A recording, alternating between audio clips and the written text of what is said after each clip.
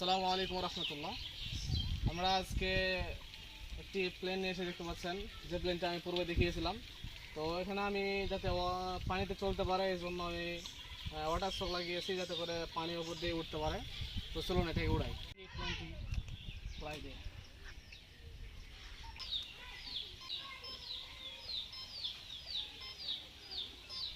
কম বেশি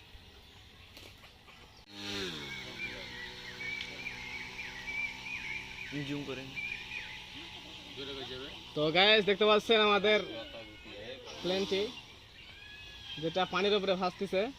কিন্তু আমি যখন জোরে পাওয়ার দিচ্ছি কেমন হয়ে যাচ্ছে, মানে সামনের দিকটা টানা যাচ্ছে, চাপে যাচ্ছে পানির নিচে।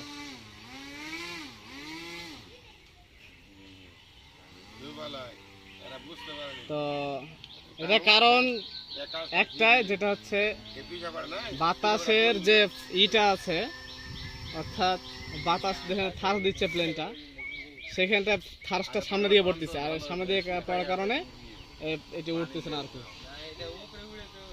তো যাই হোক, আমি এটাকে ইনশাল্লাহ পানিতে উড়িয়ে দেখাবো ইনশাল্লাহ, সময়ের অপেক্ষা।